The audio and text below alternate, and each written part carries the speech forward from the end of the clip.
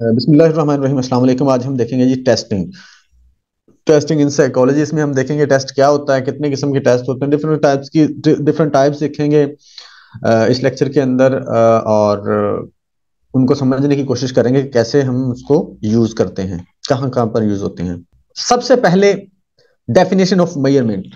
हमने चूंकि बात स्टार्ट की है टेस्ट से। टेस्ट साइकोलॉजी के अंदर जब आप खास तौर पर जब एज अ क्लिनिकल साइकोलॉजिस्ट आप बैठते हो तो आपको वहां पर टेस्ट से वास्ता पड़ता है। अपने पेशेंट्स को आप अपने टेस्ट का एक्सपीरियंस से गुजारना होता है, यानी कि उन पर टेस्ट अप्लाई करने होते हैं। फिर आपने को पता चलता है एक क्वांटिटी की फॉर्म में आपके पास, या कह सकते हैं नंबर आ जाता है किसी भी डिसऑर्डर को लेकर, या कोई भी प्रॉब्लम, जो भी आप टेस्ट प्रॉब्लम हो सकती है, या आप वैसे ही किसी चीज के लिए टेस्ट अप्लाई कर सकते हैं। मिसाल के तौर पर टेस्ट लाजमी नहीं आपने प्रॉब्लम के लिए ही अप्लाई करना होता है।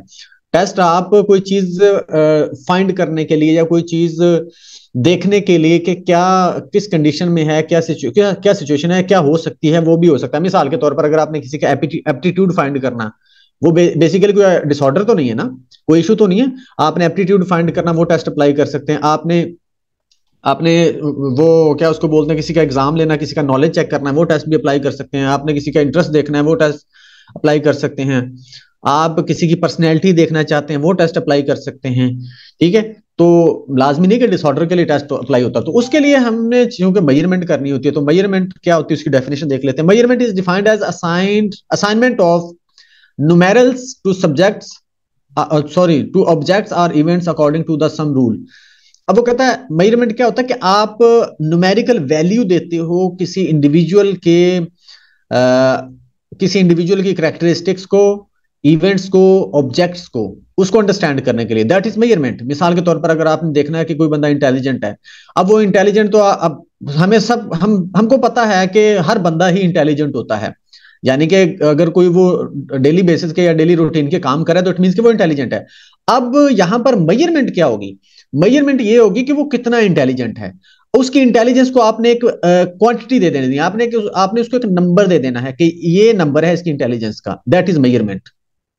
ये सिंपल सी डेफिनेशन या सिंपल सी explanation. It consist of rules for assigning. अब वो जो नंबर आपने असाइन करने ना, वो उसके कुछ रूल्स एंड रेगुलेशंस होंगे। Numbers to objects in such a way as to represent qualities of attributes. वो जो आप एट्रीब्यूट या वो क्वालिटी फाइंड करना चाह रहे हैं, उसके अकॉर्डिंग वो कह सकते हैं कि रूल्स एंड रेगुलेशंस बने होंगे, जिनको आपने यूज करते हुए वो मेजरमेंट आपने देनी होती है, करनी होती है। मिसाल के तौर पर अगर आपने इंटेलिजेंस का कोई टेस्ट अप्लाई करना है, तो उस टेस्ट के अपने रूल्स एंड रेगुलेशंस होंगे, नॉर्म्स होंगे, जिसके अकॉर्डिंग आपने उसको अप्लाई करना है और मेजरमेंट करनी है। आपको टेस्ट के अंदर बताया जाता है कि आपने इसकी स्कोरिंग कैसे करनी है, कौन सी चीज कैसे, कहां पर कैसे, कब फिट करनी है, फिट करने के बाद आपने कैसे मिकदार लेनी है या रिजल्ट लेना है। That is measurement. Definition of test. Test क्या होता है? In general test is a critical examination, observation और इवेल्युएशन। हम ऑब्जर्वेशन कह सकते हैं, एग्जामिनेशन कह सकते हैं, इवेल्युएशन कह सकते हैं। ये टेस्ट है simple definition. It uses set of question और problems to measure someone's skills, knowledge और एबिलिटी। कोई भी चीज फाइंड करने के लिए आप इसको अप्लाई करते हो। कैप्लन ने इसकी डेफिनेशन दी है, test as a measurement device और technique use to quantify behaviour और aid in the understanding and prediction of behaviour. दो चीजें यहां पर अंडरस्टैंड करने की। एक तो बिहेवियर को क्वांटिफाई करने के लिए, ठीक है, यानी कि अगर आपने देखना है इंटेलिजेंस है कितनी है। उसके बाद aid in the understanding and prediction of behaviour, understand करने के लिए बिहेवियर को, और उसको प्रिडिक्ट करने के लिए आपने यूज करना होता है। ये बेसिकली टेस्ट की डेफिनेशन दी गई है। एक तरह से दो कैरेक्टरिस्टिक्स हैं बेसिकली। एक तो क्वांटिफाई कर, for example a spelling test measures how well someone to spell.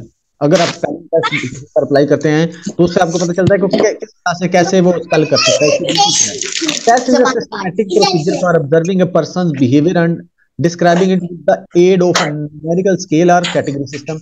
किसी भी स्केल या किसी भी कैटेगरी सिस्टम के अकॉर्डिंग आप क्या कर रहे होते हैं, उसको प्रोसीजर यानी कि उसको फॉलो करते हुए आप मेजरमेंट या उसको बता दे रहे होते हैं, उसको मेजर कर रहे थे, जज कर रहे थे। माइक की वजह से कोई बात समझ ना आई हो तो मुझे बता दें, मैं रिपीट करता हूँ उसको। दो ही चीजें पढ़ी हैं, मेजरमेंट और टेस्ट। सिंपल सी इसकी डेफिनेशन। माइक ऑफ कर दिया मैंने, माइक म्यूट भी कर दिया, अब आप ऑन नहीं कर सकोगे। मेजरमेंट तो हमने देख लिया कि किसी को मिकदार दे देना, कोई नंबर दे देना किसी चीज को। अब टेस्ट क्या है? उस मेजरमेंट के लिए आपने जो टूल यूज करना होता है, दैट इज टेस्ट। वो ऑब्जर्वेशन भी हो सकती है, वो आपकी इवैल्यूएशन भी हो सकती है, यानी कि वो आपका कोई भी टूल हो सकता है किसी भी तरह का, जिस को यूज करते हुए आपने किसी ऑब्जेक्ट की, किसी करेक्टरिस्टिक की इवैल्यूएशन या किसी बिहेवियर को मेजर करना होता है। ठीक है, अब उसमें दो करेक्टरिस्टिक्स होती हैं, एक तो आपने बिहेवियर को क्वांटिफाई करना होता है, यानी कि एक नंबर देना होता है, मिकदार देनी होती है उसको कि कितना है। दूसरा, ये टेस्ट आपको हेल्प करेगा अंडरस्टैंड करने के लिए बिहेवियर को और प्रिडिक्ट करने के लिए बिहेवियर को। ठीक है, ये दो या इसको तीन समझ लें आप, तीन करेक्टरिस्टिक्स हैं। या फिर मिसाल के तौर पर अगर आपने स्पेलिंग का टेस्ट अप्लाई करना है तो पता चल जाएगा कि कौन कोई किसी के पास कितनी एबिलिटी है या कितने अच्छे से वो स्पेलिंग याद कर सकता है या उसको सीख सकता है। वो कहता है कि आप उसको जो मतलब करना होता है, उसको अप्लाई करना होता है टेस्ट, वो एक सिस्टमैटिक प्रोसीजर के अकॉर्डिंग होता है। मिसाल के तौर पर जो न्यूमेरिकल स्केल या फिर कैटेगरी सिस्टम होता है उसको यूज करते हुए आप उस पर मेजरमेंट करते हो। What is psychological measurement? It is assignment of numerical to characteristics or attributes of individual according to rules. Psychological measurement की बात जब आ जाएगी तो हम फिर आ जाएंगे उसके रूल्स एंड रेगुलेशंस के अकॉर्डिंग। आप एट्रीब्यूट्स ऑफ इंडिविजुअल या कैरेक्टरिस्टिक्स को न्यूमेरिकल्स दे रहे होते हो, यानी कि जो इंडिविजुअल है आपका, पेशेंट है, उसके बिहेवियर को, कैरेक्टरिस्टिक्स को, उसके मेंटल आप कह सकते हैं एस्पेक्ट्स को डिफरेंट आप वैल्यूज देते हो। That is psychological measurement. What is psychological या psychometric test? It is a standardized objective technique, tools of eliciting and assessing a sample of behavior। किसी भी वो कहता है कि स्टैंडर्डाइज टेस्ट स्टैंडर्डाइज और ऑब्जेक्टिव टेक्निक होती है, ये टूल होता है जिससे आप क्या करते हो, बिहेवियर को असेस करते हो या चेक करते हो। It is the test that assesses person's abilities, aptitude, interest और personality based on systematically obtained sample of behaviour. आप इसमें एबिलिटी चेक करते हो, एप्टीट्यूड चेक कर लेते हो, इंटरेस्ट भी चेक कर सकते हो, पर्सनैलिटी टाइप चेक कर सकते हो, पर्सनैलिटी नॉर्मल है अब नॉर्मल है उसको चेक करते हो एक सैंपल लेके। According to Gregory, psychological test is a standardised procedure for sampling behaviour and describing it with categories और स्कोर्स। ये एक स्टैंडर्डाइज्ड प्रोसीजर होता है, ग्रेगरी ने ये बोला। अच्छा, उसके बाद एक और डेफिनेशन है हमारे पास, एनेस्थेसी ने दी है ये definition. A psychological test is essentially an objective and standardised measure of sample behaviour. एक स्टैंडर्डाइज्ड और ऑब्जेक्टिव मेजर होता है किसी भी बिहेवियर को डिफाइन करने के लिए या मेजर करने के लिए। कैप्लन ने फिर define psychological test as a set of items that are designed to measure characteristics of human beings that pertain to behaviour. वही वाली बात है कि एक सेट ऑफ आइटम्स है जो ह्यूमंस के बिहेवियर को मेजर करते हैं। मिसाल के तौर पर बिहेवियर क्या होता है? बिहेवियर कैन बी ओवर्ट और covert, like feelings and thoughts. अब ये बिहेवियर दो तरह के होते हैं, एक तो होता है ओवर्ट यानी कि ऑब्जर्वेबल बिहेवियर, एक होता है कोवर्ट यानी कि हिडन। इसको याद रखना हो ना, ओवर्ट और कोवर्ट को, तो ओवर्ट ओ से स्टार्ट हो रहा है, ऑब्जर्वेबल भी ओ से, तो ओवर्ट कोवर्ट यानी कि वो जिसको ऑब्जर्व किया जा सकता है। कोवर्ट इसको हिडन बोलते हैं। इसको मैंने याद रखा हुआ है, इसके साथ आप इस तरह से लगा लें, कवर्ड।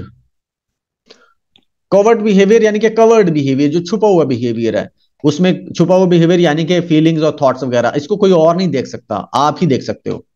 ठीक है, तो ये behaviour basically according to American Psychological Association, ये अमेरिकन साइकोलॉजिकल एसोसिएशन की भी एक डेफिनेशन है।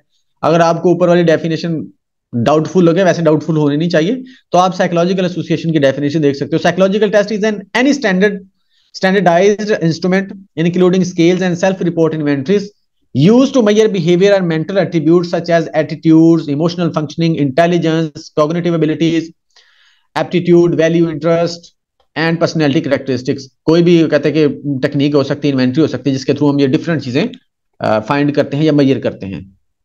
For example, a researcher might use psychological test of emotional intelligence to examine, ये देखने के लिए emotional intelligence whether some managers make better decisions in conflict situations than do others। कि जो managers हैं बेसिकली, जो leaders होते हैं, क्या वो बेहतर डिसीजन कर सकते हैं कॉन्फ्लिक्ट की सिचुएशन में या नहीं दूसरों के मुकाबले में। Psychological tests are also called psychometric test, इनको साइकोमेट्रिक टेस्ट भी बोला जाता है साइकोलॉजिकल टेस्ट को।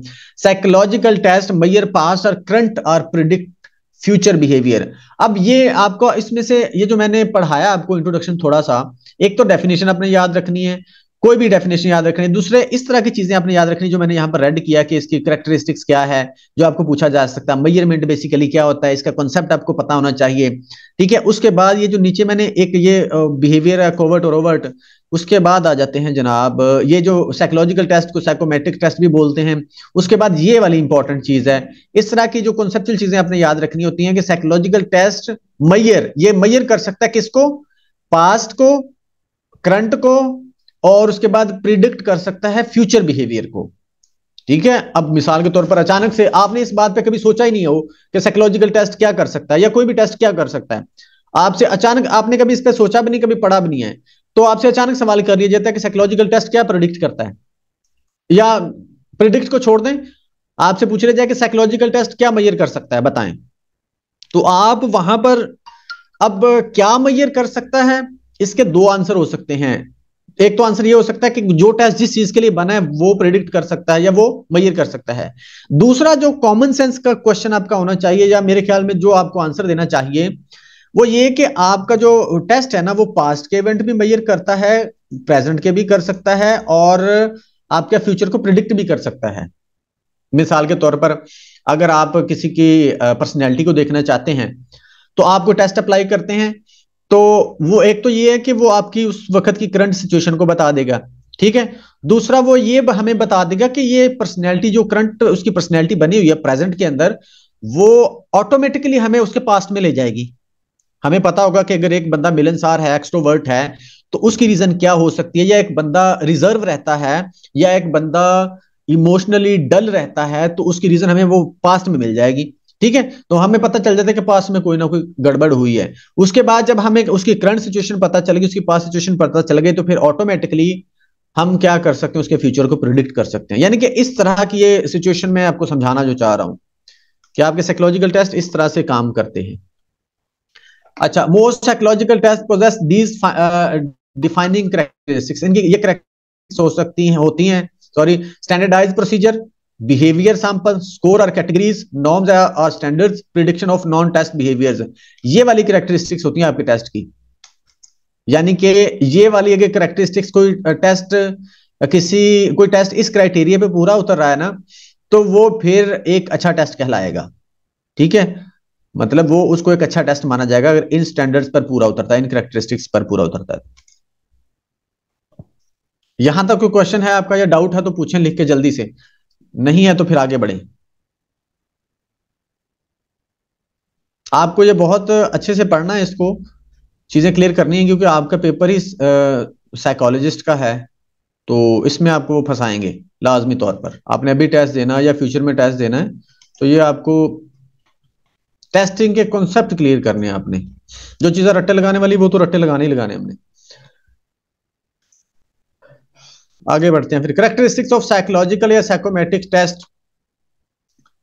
Every standard psychological test will have following characteristics: uniformity, objectivity, measurement, उसके बाद कंप्रीहेंसिवनेस, साइकोमेट्रिक प्रॉपर्टीज। अच्छा, ऊपर मैंने कैरेक्टरिस्टिक्स बताई हैं और नीचे भी कैरेक्टरिस्टिक्स बता रहा हूं। अब यहां पर कंफ्यूज ना हो जाइएगा, शायद मैं सही से आपको बता नहीं पाया। Most psychological test poses these defining characteristics. ये जो होंगी ना, ये इसकी डिफाइनिंग कैरेक्टरिस्टिक्स होंगी, यही डिफाइन करेंगी टेस्ट को कि टेस्ट किस तरह का है। ठीक है, अच्छा उसके बाद यानी कि टेस्ट कौन सा है, किस तरह का है, उसके बाद ये जो कैरेक्टरिस्टिक्स है ना, ये उस टेस्ट को अच्छा या बुरा टेस्ट मतलब बनाएंगी कि एक टेस्ट अच्छा है या नहीं है। ये कैरेक्टरिस्टिक्स उसको मतलब कि डिसाइड करेंगी कि वो वाकई अच्छा टेस्ट है या नहीं है।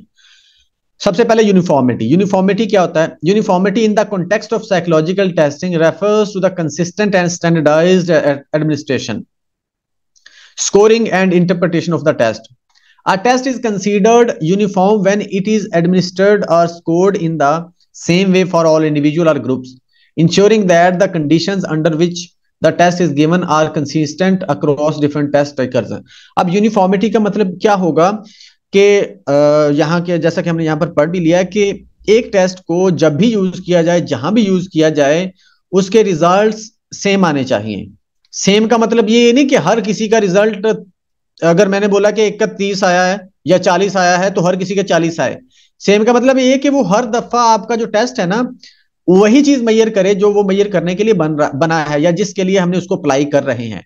अगर एक ही तरह की कंडीशन के अंदर या वो एक ही तरह की हम मतलब एक ही तरह की कंडीशन रखेंगे डिफरेंट इंडिविजुअल्स पर, तो वो उसके रिजल्ट्स एक ही तरह से आने चाहिए। ठीक है, ये बेसिकली यूनिफॉर्मिटी है, बेसिकली कंसिस्टेंसी होनी चाहिए उसकी आप कह सकते हैं मेजरमेंट के अंदर।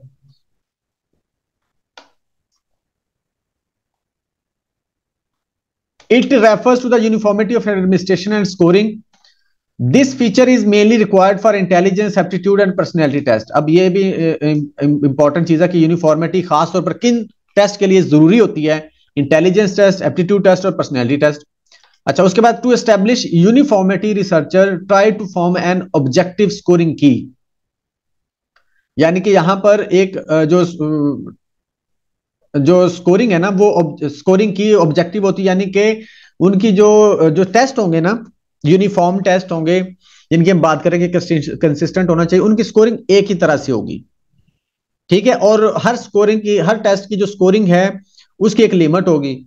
अब जैसा कि मैंने ऊपर बोला है, इसको थोड़ा सा जो मैंने ऊपर बात की कि एक तरह से स्कोरिंग होनी चाहिए, एक ही तरह से उसका स्कोर आना चाहिए, उसको आप इस तरह से भी समझ सकते हो कि अगर एक टेस्ट की जो की है या उसका जो सेटअप बना हुआ है वो बना हुआ है जनाब के उसका ज्यादा से ज्यादा स्कोर 100 आ सकता है, तो ऐसा नहीं होगा कि अगर आप वो टेस्ट किसी पर अप्लाई करें तो वो उसका स्कोर 110 आ जाए।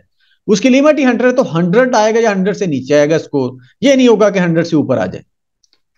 अच्छा, उसके बाद this particular characteristics is a limitation of our projective psychometrics test. Projective psychometrics test ये उसके लिए लिमिटेशन है। Objective administration and scoring results in minimal errors, hence results of the test are more valid. मतलब कि यहां पर वो कहते हैं कि जब आप इसके जो ऑब्जेक्टिव एडमिनिस्ट्रेशन होती है ना तो इसमें एरर कम होते हैं, इसलिए इसके रिजल्ट्स वैलिड होंगे। Personal biases and limitations are taken care of to make results more accurate. यहां पर क्या होता है कि यूनिफॉर्मिटी जब आपने बनानी है या यूनिफॉर्मिटी चेक करनी है तो वहां पर पर्सनल बाइसेस और लिमिटेशंस नहीं होंगी। ठीक है, अगर आप यूनिफॉर्मिटी बनाना चाहते हैं तो उसका आपको ख्याल रखना चाहिए पड़ेगा कि बाइसेस नहीं होनी चाहिए, लिमिटेशंस यानी कि जो है आप अपने तौर पर चीजों को डिफाइन नहीं कर सकते, मेरिट पर ही चीजों को लेके चलते हो। आगे बढ़ते हैं, ऑब्जेक्टिव मेजरमेंट। ऑब्जेक्टिव मेजरमेंट क्या होता है? It refers to the objective measurement of discrimination and difficulty index. Items in the test should be having moderate level of difficulty. Objective measurement का मतलब ये होगा कि किसी एक तरफ चीज ना जाए, या आप इसको इस तरह से कह लें। फॉर एग्जांपल से समझते हैं, हाँ एग्जांपल से समझ आ जाएगी। In maths test if all the problems are difficult it would be difficult to जज द। अब वो यहां पर कह रहा है सेकंड पॉइंट के अंदर should be having moderate level. Moderate ये टेस्ट होना चाहिए आपका। मॉडरेट का मतलब ये होगा कि अगर आप बहुत आसान बना देंगे तो सारे लोग ही अच्छे नंबर ले जाएंगे, अगर आप बहुत डिफिकल्ट बना देंगे तो सारे लोगों के नंबर या मार्क्स बैड आ जाएंगे, अच्छे मार्क्स नहीं आएंगे। तो फिर यहां पर जज करना मुश्किल हो जाता है, समझना मुश्किल हो जाता है कि कौन सा बच्चा कैसा है। अगर हम टेस्ट रखेंगे ना दरमियाना सा, उसमें डिफिकल्टी भी होगी, उसमें आसान क्वेश्चन भी आसान भी होगा टेस्ट आपका, तो फिर जो बच्चे होंगे ना मतलब एवरेज से वो इजी क्वेश्चंस को तो कर लेंगे, डिफिकल्ट को नहीं कर पाएंगे। लेकिन जो अच्छे बच्चे होंगे वो इजी को भी कर लेंगे और डिफिकल्ट को भी कर लेंगे। ठीक है, बहुत डिफिकल्ट नहीं रखेंगे ताकि वो मतलब कर सके और हमें पता चल जाए और चीजों को बेहतर तौर पर हम समझ सकें। ये मतलब कि इसका मतलब यह कि मॉडरेट लेवल रखने का, जो डिफिकल्टी रखने का ये मकसद होगा। उसके बाद discrimination index is used in personality test where there is no difficulty but individuals are discriminated on the basis of their attributes and characteristics. अब जब टेस्ट अप्लाई करते हैं तो वो कहते हैं कि हमने डिस्क्रिमिनेशन देखनी होती है कि कौन कितना डिफरेंट आ रहा है एक दूसरे से। ठीक है, एट्रीब्यूट्स या कैरेक्टरिस्टिक्स के पॉइंट्स जब पर्सनैलिटी टेस्ट हमने खासतौर पर अप्लाई करना होता है। उसके बाद है comprehensiveness. Comprehensiveness refers to the inclusion of various functions related to the topic of the test. आप वो कहते हैं कि इसका मतलब ये होगा कि इंक्लूड करना various function related to the topic of the test. जो टेस्ट आप जिस मतलब जो टेस्ट बनाया है ना, जिस भी चीज का टेस्ट है उसमें आपने कोशिश करनी है कि मैक्सिमम चीजें या जितनी भी उस टॉपिक से रिलेटेड या उस चीज से रिलेटेड है वो सारी उसके अंदर कवर होनी चाहिए ताकि एक बेहतरीन टेस्ट डेवलप हो सके या बन सके। इसलिए इसको बोला गया कंप्रीहेंसिवनेस। कंप्रीहेंसिवनेस का मतलब ये होता है कि थोड़ी सी चीज में आपने बहुत सारा चीजों को बयान कर देना है या बहुत सारी चीजों को इंक्लूड कर देना है। Hence, a test should comprehended the data and should have a relevant content in it, यानी कि relevant content होना चाहिए। For example, a primary school maths test should include all the mathematical functions which children may have already learned। यानी कि वो कहता है कि अगर आपने प्राइमरी क्लास के लिए टेस्ट बनाना है तो उसमें वो तमाम चीजें आनी चाहिए जो उन्होंने पढ़ रखी हैं। तो इसलिए फिर इस मतलब ये उसकी कंप्रीहेंसिवनेस होगी कि उसमें हर एस्पेक्ट को मेजर किया जा रहा है। Psychometric properties, A sound psychological test must have 3 psychometric properties। कौन कौन सी? रिलायबिलिटी होनी चाहिए आपके टेस्ट की। Obtaining the same result after multiple testing. Reliability क्या होता है कि जितनी दफा भी हम उसको अप्लाई करें, जहां पर भी अप्लाई करें तो उसका रिजल्ट जो है वैसे ही आए जैसे पहली दफा आया था। रिजल्ट सेम आना चाहिए, ठीक है, इधर उधर नहीं होना चाहिए। उसके बाद validity, must measure what it is intended to measure, यानी कि जो मैयर करने के लिए जो टेस्ट बना है वही चीज मैयर करता हो।